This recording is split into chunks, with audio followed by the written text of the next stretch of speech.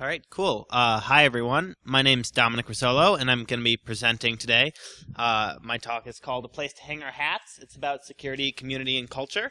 And feel free to tweet at me. I don't really check my Twitter, but if you want to insult me and feel better about yourself or leave any kind of feedback or tell me how cute I look in my corporate chill shirt, you can let me know on there. I'm at not Dominic.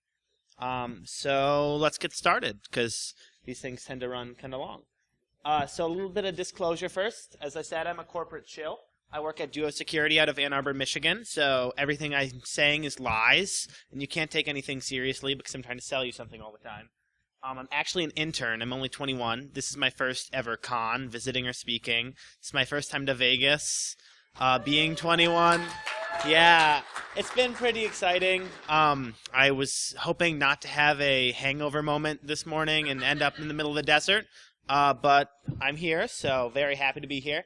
And I go to University of Michigan, so I am a third-year computer science student there. So a little bit of background on myself. I am kind of a noob, I'm going to be honest. The first time I used the internet was in 1999 to get onto neopets.com, a cool website my sister showed me, where you could play with toy animals online. So I'm not really an old-school BBS guy. I never fiddled with a modem. So I come in with a very unique perspective. And what I want to bring to B-Sides is kind of a talk about what security, community, and culture look like to somebody who's completely an outsider. You know, somebody who didn't know what frack was until their boss berated them for a half hour over lunch about not knowing what frack was. So that's the kind of experience I kind of wanted to bring to this con. And kind of, you know, it's easy to say, like, oh, kids these days don't know what they're talking about, or script kiddies don't know what they're doing. And so I kind of took some time to figure out, you know, what has been going on the past 15, 20 years in the security community.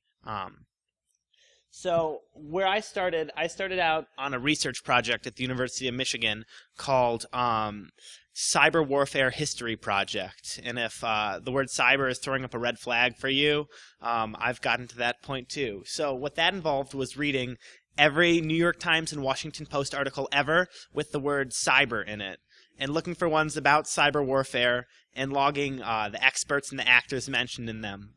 So that was very interesting.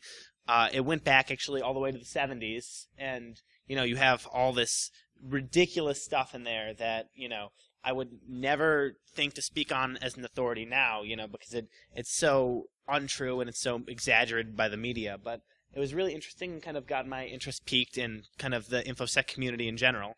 And so I've kind of moved on. I'm kind of a noob expert now, so I'm like elite noob. So I know all about logic bombs. I'm a pretty smart dude. But I think it's really interesting. So if you're looking at all the media reporting on the InfoSec community, kind of up to the 90s and the early 2000s, before people realized how much money they could make off the security community, and, you know, Forbes started talking about every data breach. It was kind of this idea of the lone wolf hacker or the group that's hacking, you know, and they're going to take down the entire internet, and they're going to bunk May East and May West, and then we're all going to die in flames, you know. So reading this kind of stuff as a total outsider, you kind of think this is true, and you do get scared and you do get spooked, and it's so ridiculous now at this point thinking about that. But if we take a look at the narrative here, we're kind of like, okay, yeah, sure, that's totally accurate. No one thinks that's inaccurate. So I wrote up a little algorithm on if reporting is good and if it's, you know, on InfoSec reporting. And kind of my thoughts on it are, like, we can talk a lot about the failings of the media. You know, we can talk about people who are writing articles about technology aren't tech literate. They're more interested in kind of making a fast news day than they're interested in, you know, reporting accurate facts. You know, a lot of media reporting is getting people to click on your clickbait. So you can throw out some headline that's Russian hackers have 1.2 billion passwords, and, you know, it doesn't matter if they've cracked the hash. We'll just throw that out there because that will get you scared and changing all your passwords and make you click on our link. So there are some pretty big fundamental problems with the way that hacking and hacking groups are reported on in the media. Sidebar, In this presentation, I'm going to try my best to avoid the terms that I've been told not to use. So cyber, console cowboy was one of my favorites. I thought that's what everyone called themselves, but apparently not. Authentication is not a thing. Go figure. And then cracker, just to avoid any slur confusion.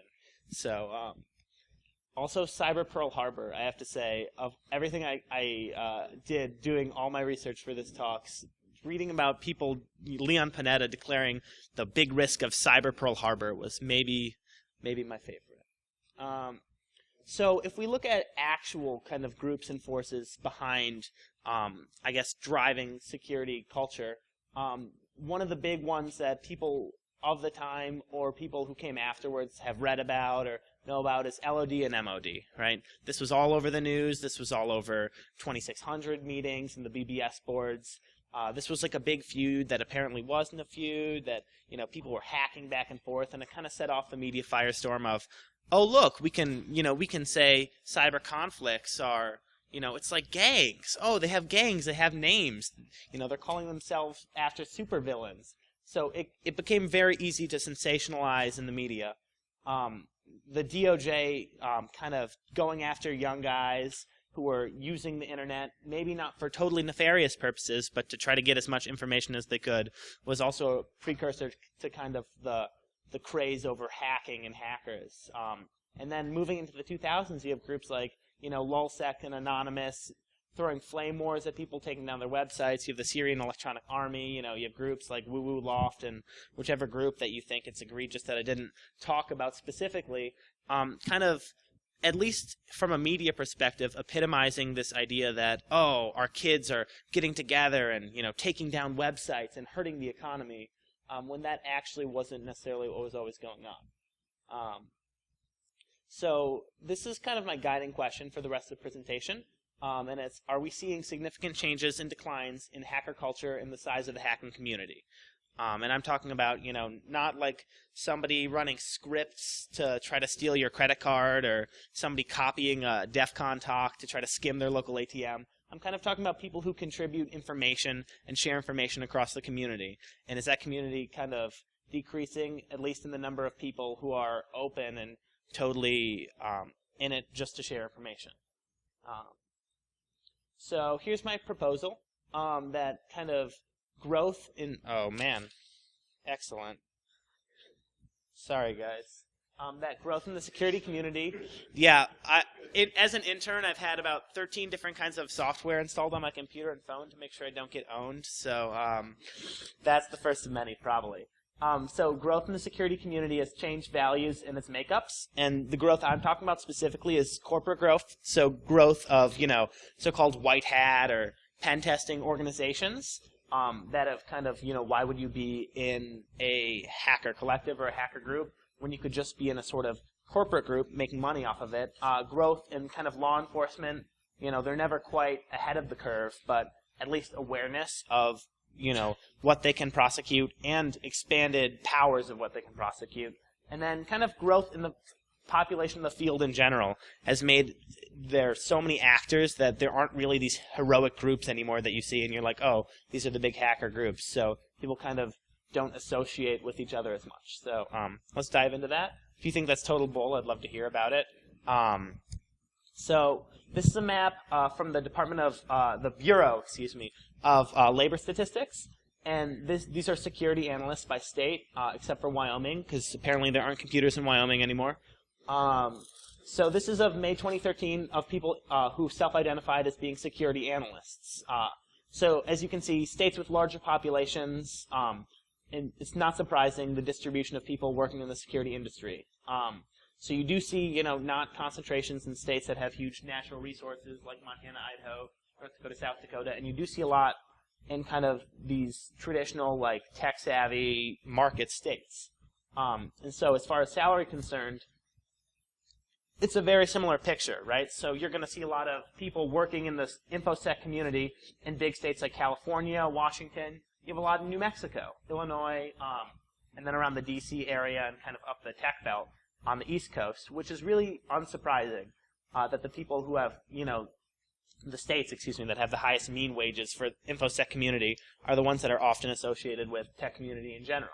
So kind of what I took from this is that a lot of people who are working in and around tech and have been working in and around hacking traditionally are, staying in the same areas, and they're working for companies now because, there aren't this many people making money off the InfoSec community, making this much money off the InfoSec community, instead of, hanging around on Friday nights with their friends trying to break into Ma Bell's system. Another interesting corollary is kind of the map of where the concentrations of mean incomes are the highest for InfoSec workers is pretty similar to some of the early ARPANET maps, right? So you have a lot of places that are focused around big research universities like Stanford, like Northwestern University of Chicago, like UVA. So all of these states that, have the best people in InfoSec are also where a lot of the earliest people using computers and trying to hack into networks were. So I thought that was really interesting. It's not proof. It's just interesting.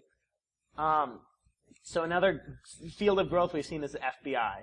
So the FBI has seen over a 350% growth in its support staff over the period of the 90s.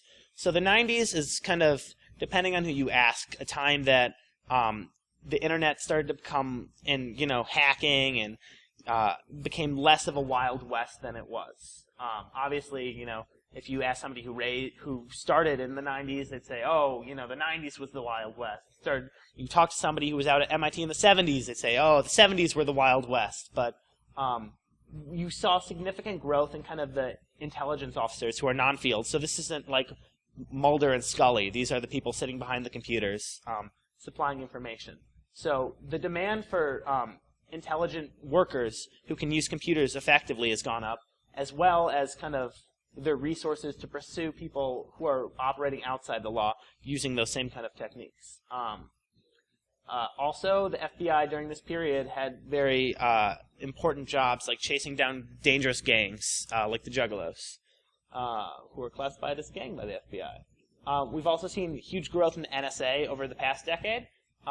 That's General Keith Alexander. It's his personal portrait right there. But 11,000 new employees were hired over the decade plus 3 years, so that's Baker's dozen years. But the Fort Meade facility, actually, where the NSA is located, is actually now larger than the Pentagon, and the budget has doubled over that same time period. Something that was very interesting to me, too, is the number of private contracting companies has gotten much larger. It's looking at like most recent numbers, it's almost tripled since before 9/11. So you're looking around somewhere from 600 to 700 private contracting companies alone for the NSA. And I think that's interesting because, again, we're looking at companies that are hiring people who are doing InfoSec. Even if you're not specifically, doing crypto, if you're working for the NSA, you're going to need a staff of security people if you're a private contractor. And I don't think that's ever gone badly for anyone. I don't think anyone's ever had a private contractor kind of go rogue on them for the NSA. So it's pretty profitable fields. My C word is up there again. I'm sorry about that. But this is a graph of kind of what has been prosecuted or identified as cybercrime. And these are from the IC3 reports. But what I think is really interesting is if you look at the time period over which it's kind of exploded into some exponential growth. Oh yeah, cyber. That was my apology. You'll see it kind of coincides with some of the strengthening and original passing of a lot of these laws targeted at cybercrimes, right? So you have the CFAA, you have the USA Patriot Act, which was mind-blowing to figure out that that's actually an acronym. So some poor congressional intern had to come up with language to hop over to make USA Patriot an acronym. Probably a pretty strong backronym. So if you kind of think about the time period in which these started to be enforced by federal judges, it's not that there's a lot more people hacking over this period. It's that suddenly, businesses are saying, hey, we can report this for a loss. Hey, we can collect insurance on this.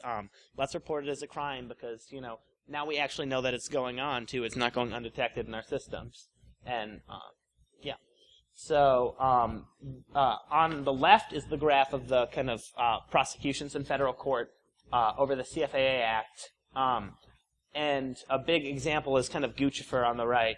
So those of you that don't know, he was pretty elite. He got into some AOL email accounts associated with the Bush family.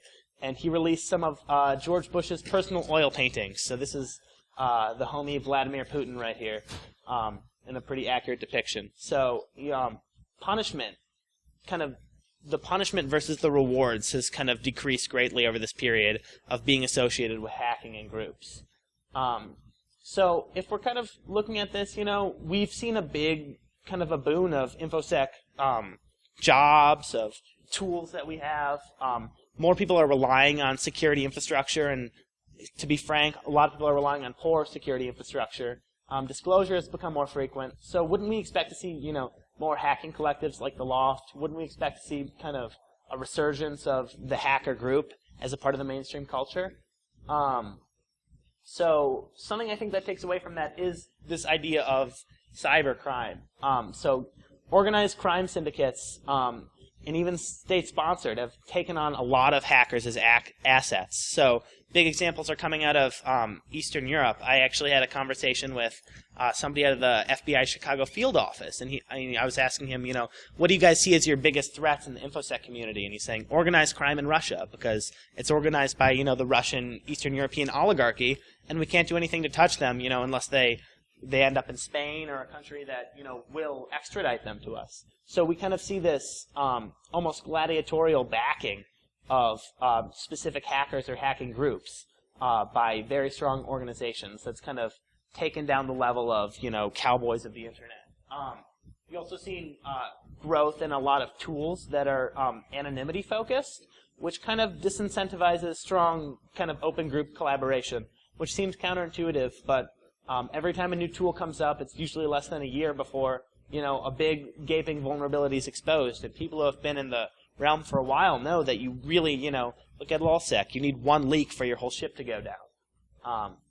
So it's very hard to build trust in the current atmosphere. This is, not funny. This is embarrassing now. I'm sorry. Okay.